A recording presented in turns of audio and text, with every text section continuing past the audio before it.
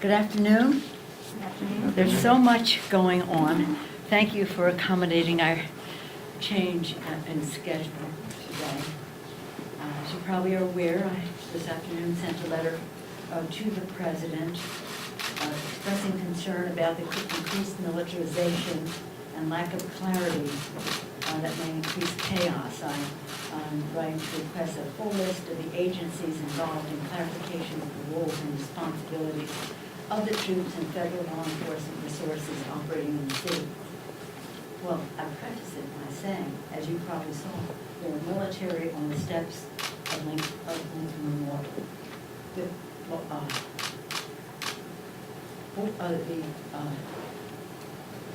What is it? Now, I'll read it to you. Soldiers on the steps of the Lincoln Memorial. Bureau of Prisons officers in Lafayette Square. The National Park Service doing that violent act of hassling peaceful protesters the other night. States have sent in National Guard troops from other states. The FBI and other federal agencies are operating in the city. We want a complete list. Who's in charge? What is the chain of command? And by what authority do these National Guard people come in from other states? By what authority? What is the mission? What is the chain of command? Who is in charge? We want some answers to that. And I sent that on behalf of my members. So of course today is a day of great sadness, and the first service for George Floyd. It is a national day of mourning, I see, for George Floyd. We pray for his family and pray for healing for our country. We gather here, people have been gathering in Minneapolis for the first service. Across the country, American people are grieving for over 100,000 people, lives lost from COVID-19, and now for the victims of a pattern of racial injustice and brutality that we saw most recently in the death, murder at George Floyd. Again, I refer to this letter as alarming that our nation's capital, peaceful protesters are confronted with the deployment of various security officers from multiple jurisdictions, including, and this is important, unidentified federal law enforcement. Further in the letter, I say, to make matters worse, some officers have refused to provide information and have been deployed without identifying insignia, badges, or nameplates. The practice of officers operating with full anonymity undermines accountability and ignites government distrust and suspicion, and is counter to the principle of procedural justice and legitimacy during this precarious moment in our history. The Justice Department itself, in the past, has stated that allowing officers to work anonymously creates mistrust and undermines accountability, and it conveys a message to community members that through anonymity, officers may seek to act with impunity. In recent days, many former high-level Department of Justice officials have echoed these concerns and warned that allowing federal law enforcement officers to operate without identification can fatally weaken oversight efforts and fails to send a message that abuse will be tolerated. We're in a very difficult situation. It has to be handled with care. We certainly want to support peaceful demonstrations. We always get violence. But this militarization and this proliferation of different groups coming into the capital city of our country, some without identification, others without justification. What is the mission? Who's in charge? What is the chain of command? We expect an answer to that.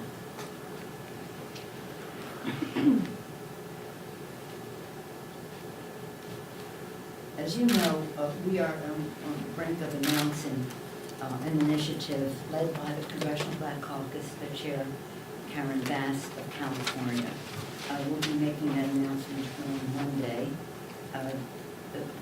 We are working with the Senate Democrats as well in advancing legislation, protecting equal justice, and including a number of provisions, ending racial profiling, ending excessive use of force, ending qualified immunity, the qualified immunity doctrine, and again, addressing the loss of trust between police departments and communities they serve. We will not relax until that is secure, that justice is secure.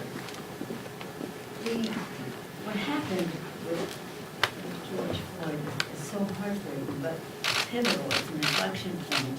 It is a threshold that our country has crossed. It isn't the first time someone has been harmed, murdered unfairly at the hands of law enforcement, but it is a time that is about a pattern at a time when people, high-tension wires are up because of the coronavirus and other people are dying, as well as the confinement, the economic uncertainty. So to address those mental issues and to address the uncertainty and to just the well-being of our country, we hope that the Senate will soon take up the HEROES Act. The HEROES Act is about protecting the lives, the livelihood, and the life of our democracy in our country. You know the three main pillars: to open our economy, testing for basic treatment, confinement. We don't have a vaccine and we don't have a cure, but we do have testing, tracing, treatment, and isolation that can save lives, especially when we consider the disparity of the deaths by the coronavirus, disproportionately affecting people of color. If you don't test, you don't know, and you can't treat and save those lives. So that's a major part of the HEROES Act. Called HEROES because we are honoring our heroes, our first responders, our healthcare workers, food, transit, sanitation, teachers, people who make our society go.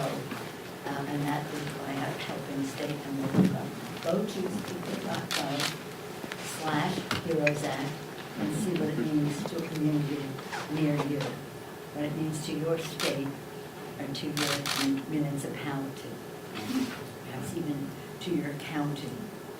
Speaker.gov/HEROES Act. And then the third part of that, open our economy by testing. Honoring our heroes by keeping government open, and third, putting money in the pockets of the American people. So important right now. Senator McConnell said we must take a pause. A pause? Is the virus taking a pause? Is unemployment taking a pause? Is hunger taking a pause? Is a rent check taking a need for rent taking a pause? I don't think so, and nor should we. If we do not act soon, we will only worsen the fiscal impact and the economic impact on our society. Don't take it from me. Take it from the chairman of the Fed. We really need to act, to invest. This recession will worsen unless we put money in the pockets of the American people. So no, we don't need a pause. We need a pass of a bill in the Senate. And we have bipartisan support all over the country for those three main pillars: honor our heroes, open our economy by testing, money in the pockets of the American people. In addition to that, we want them to agree to worker safety in the workplace, support for the postal system, support for vote by mail, and again, support for food stamps to feed the hungry in our country. They seem so self-evident. And again, we're hoping that will be soon. As you see, they have a change of attitude. We're excited that they finally did pass the PPP bill. That Dean Phillips, new member of Congress from Minnesota, had put forth a bipartisan bill, passed the Senate. I just signed it before I came over here. I would have signed it in front of you, but they told me I had to have permission from the radio TV gallery to do that. Is that exactly what you said? So since we didn't do that, so now we want to move on with the with that. For me, today is a very sad and special day. Today, we solemnly mark 31 years since the Tiananmen Square massacre. 31 years. In 1991, I stood in Tiananmen Square, bipartisan group of members of Congress, bipartisan, and we unfurled a flag reading, "To those who died for democracy." We were chased by the police. It was a question of who could run faster because they were after us with clubs and whatever else. They took some of the press film or whatever film, I mean, it's 31 years ago, away from them. Sadly, decades later, China's record of repression is unchanged. I'm so proud that in a bipartisan way, Congress has long been united in strong support for human rights in China. This past year, the House held Beijing accountable in a number of ways, passing the Uyghur Human Rights Policy Act, which I signed the other day. Some of you was that yesterday? Seems like a long time ago. No, Tuesday. The Uyghur Human Rights Policy Act, the Tibet Policy and Support Act, and the Hong Kong Human Rights and Democracy Act. We hope as the president implements these laws, we can work together to have a strategic plan, not only us in a bipartisan way, but also, and bicameral, but also globally, to stop the oppression in China. If we refuse, I always say this, if we refuse to condemn human rights violations in China because of economic concerns, then we lose all moral authority to criticize human rights violations any place in the world. So with that, again, we are sad about George Floyd. We thank his family for the dignity and the inspiration that they have demonstrated in all of this, and we pray that he rests in peace. Any questions? Yes, ma'am. About Hong Kong. UK Prime Minister Boris Johnson said yesterday he would be willing to allow nearly 3 million Hong Kongers to work and live in the UK. Is this something that U.S. would consider if China implements its national security law? Well, I did have a conversation with the British ambassador yesterday on a variety of subjects, and then, of course, this came up timely.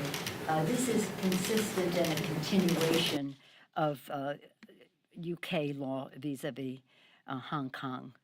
So he said he would consider, let's see what they do.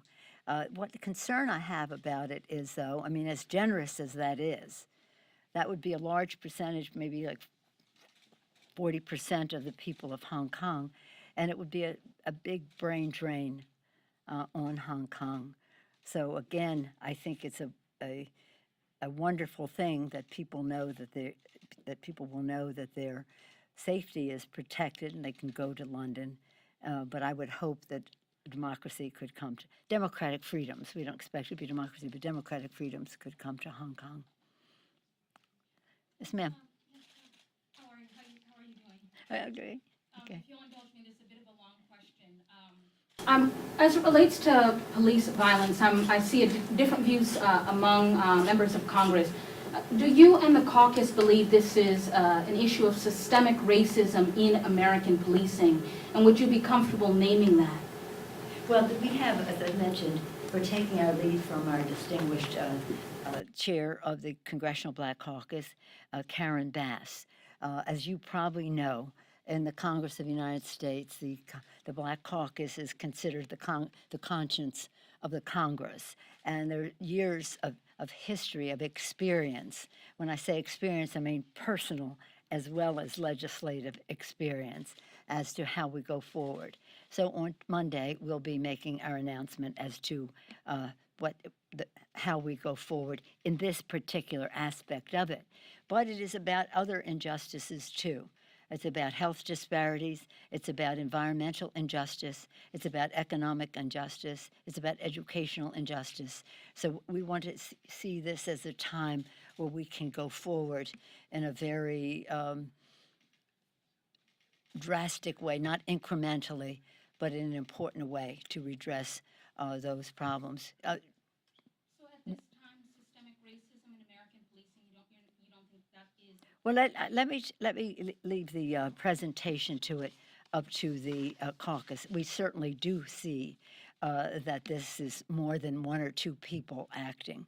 There's a record, and that's what I think this is so important about how many people are turning out, because as important as George Floyd's life is, and our hearts are broken that his life was taken, it's about a pattern of behavior. So I would use the word pattern. We'll see how the Black Caucus will want to present this. I'll tell you this, speaking of systemic, I had the privilege, and some of you know this, to go with the Black Caucus to Ghana last summer. It was the 400th anniversary of the first slaves coming across the ocean. I don't say to America because America didn't even exist then. It wasn't the United States, just coming across the ocean. These people were kidnapped or purchased, placed in dungeons beneath the dignity of a human being. You wouldn't even. It was horrible, these dungeons. And we spent time in the dungeon. You could just imagine how awful it was with the number of people for the length of time. And if you survive that, because people died there, if you survive that, you're put on a death ship to cross the ocean, to leave the door of no return. That's what it said behind you, the door of no return. Leave your family, you may never probably see again. Cross the ocean on a death ship. And if you survive that, you were sold into slavery. For a couple hundred years, your family. If you survive that, you're some sturdy stock, I would say, a blessing to America, but nonetheless victims of Jim Crow and other things. I wish you could all go to Selma and to Birmingham and to Montgomery and see the history there, as we all were just most recently in March. And in one of the things in Brian Stevenson's, one of his museums, he has two, the Lynching Museum and the other museum. In one of them, this is something that I can never get out of my mind. They're little children speaking, and they're little children holding hands, and they're saying, "Mama, Mama, has anyone seen our mother?" Separated from their children. Separated from their children. The parents separated from their children. So you want to talk systemic, we're talking a long way back and a lot of injustice in it all. Sad to see when those children are separated from their parents in Mexico that we could even think that that was an okay idea. They just had to listen to the voices of the children. So there's a lot that we have to redress in how we go forward. But maybe the sacrifice of George Floyd's life, sadly, is something that just takes us to a new and better place in how we address all of this. Yes, sir. You had a question? Have you talked to any of your chairmen, whether it be Adam Smith or the Oversight Committee, about potentially calling General Mattis or any of the other generals who have spoken out recently? Chairman Smith is the chairman, for those of you, he's the chairman of the Armed Services Committee. He has put out a statement earlier this week about calling in the current Secretary of Defense, Esper, and calling in the chairman of the Joint Chiefs of Staff, General Milley. He said that. Today, when he was asked about, after Mattis, my understanding the statement was, first we're going to start with the current people in place, and then we'll see where we go from there. But everyone is very proud of the patriotism, the courage of General Mattis, Secretary Mattis. I guess general must be a big title. Almost anybody can be a secretary, but a general, that's something else. So I don't know if that will follow, but he's going to follow up on his announcement earlier in the week, yeah. As you know, all the committees have asked for things. The chairman of the Homeland Security Committee, Benny Thompson of Mississippi, has asked, it's just like a 16-page letter of things, a long letter talking about the Secret Service. Did I mention the Secret Service? And another agency of government doing law enforcement in the Capitol, about the role of the Secret Service in all of this. So different chairs have had different pieces of this, but to your question about Mattis, that's the most current information that I have. Yes, sir. There's been a number of protesters with defund police signs, and in Los Angeles, the city is considering diverting $150 million from police to various other programs. I'm not entirely sure what they are. I'm curious what you think of that, the policy of that, and that movement, which seems to be gaining steam in some of these protests. Well, I did hear of the Los Angeles, that's about almost 1/10 of the budget. It's about 1.3-ish billion, and so that'd be 1/10 of that. Again, I revert to the Congressional Black Caucus as to how they want to prioritize. It's a question of curating some of these overlap, prioritizing, and then deciding in how many different bills will they appear. Some of them may have some bipartisan support right away, and others may need some more work in that regard. So we shall see. Yes, ma'am. Thank you, Madam Speaker. Congresswoman Ocasio-Cortez has announced support for Jamal Brown over Chairman Elliott Engel. What does it mean that she may be standing up against some of the incumbents in your own party? Well, all I know what it means is that I firmly support Elliott Engel for Congress, and I support Alexandria for Congress as well. I think the people of New York are very blessed to have them both in the Congress. Chairman Engel is the chairman of the Foreign Affairs Committee. He also has the unique privilege, which is unique, and it wouldn't happen again. It just happened in terms of his terms here, that he is also not only the chairman of Foreign Affairs, he is a senior member of the Energy and Commerce Committee. That wouldn't happen again. That's a lot of power, but he is in that position. So he does a great job for New York, and I wish him well in his election, as I wish her well in her election. Yes, ma'am. Last question. Madam Speaker, regarding the scene of soldiers on the Lincoln Memorial, I was there yesterday. Were you even informed that this was going to happen? No. And I would like to know who they are. Are they military? Are they I was National told Guard? DC National Guard. Hmm? I was told that some were DC National Guard. Well, that would be hard because, and that's part of the complication.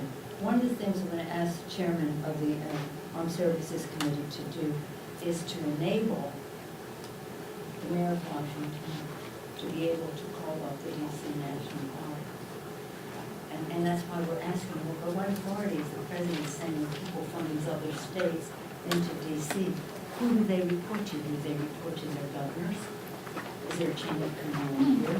But I think what they did on the steps of the Lincoln Memorial was so stunning. That's why the word militarization is in my letter. It looked scary. Now, my daughter Alexandra, who is a journalist and a filmmaker, many years and years, I said she crossed over to the other side. Did they say that means she became a Republican? I said, no, she crossed over to the other side. Went into the news business. She was in Lafayette Square on Monday night. And she called me after a certain period of time and she said, Mom, you can't even believe what happened here. There was no trouble. It was all peaceful. And then all of a sudden, these people came in, they're pushing people and hitting them with batons, and she thought she had tear gas in her eyes, but she was incapacitated for a while, and she called me after. They're saying now they didn't have tear gas, but they had these pellets that exploded and had the impact of tear gas. Whether that qualifies or not, I don't know. It just enables them to have deniability. But the fact is, they had the impact of tear gas, and they were roughing up for no reason. And they crossed a threshold with that, and then to make room for whatever was to follow. So I think that they made a couple of mistakes in that 24-hour period. While I have great respect for men and women in uniform, I don't think it was appropriate to have them on the steps of the Lincoln Memorial. I don't think it was appropriate for people to rough people up in Lafayette Square who were demonstrating peacefully so that the president could come through and do his staged event at St. John's, which was magnificently addressed by the Episcopal Bishop of Washington and this area as being inappropriate. And I was very proud of the Catholic Archbishop the next day when the president visited the shrine of Pope John Paul, Saint Pope John Paul. And he said this, and I think it says, it really echoes the words of the Bishop of Washington, but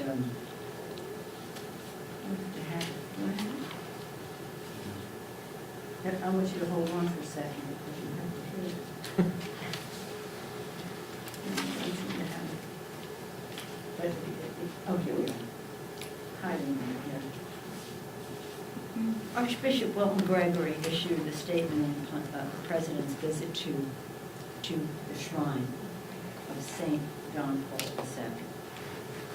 I find it baffling and reprehensible that any Catholic facility would allow itself to be so egregiously misused and manipulated in a fashion that violates our religious principles, which call on us to defend the rights of all people, even those with whom we may disagree.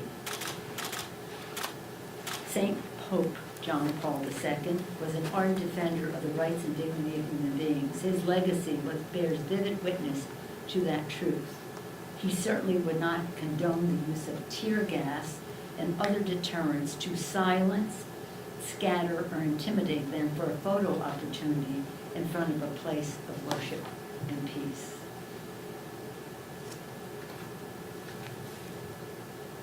It's a funny thing that the White House put out some kind of statement saying that the president there with the Bible at St. John's was the equivalent of Winston Churchill going to the ruins of London, or George W. Bush at 9/11. I rest my case. We do need, I quoted a classic Ecclesiastes, a time to heal. This is a time to heal. Let's hope that holding that Bible, something by osmosis or something, may have gotten to the president about healing, which is Ecclesiastes in the Bible, time to heal. It even says in Ecclesiastes, did you ever know this? I didn't, and I've read it many times, but in this version it says a time to embrace and a time not to embrace. Must have been foreseeing what we're going through now. But President Obama spoke so beautifully after the murder of Eric Garner. Right now, unfortunately, we see too many instances where people just do not have confidence that folks are being treated fairly. He says this is not just a black problem or a brown problem or a Native American, this is an American problem. We know anybody in the country is not being treated equally under the law. That's a problem. And then President George Herbert Walker Bush's father, he said this after the Rodney King beating. Those terrible scenes stir us all to demand an end to gratuitous violence and brutality. Law enforcement officials cannot place themselves above the law that they are sworn to defend. It was sickening to see the beating that was rendered, and there's no way in my view, to explain that away. It was outrageous. Time.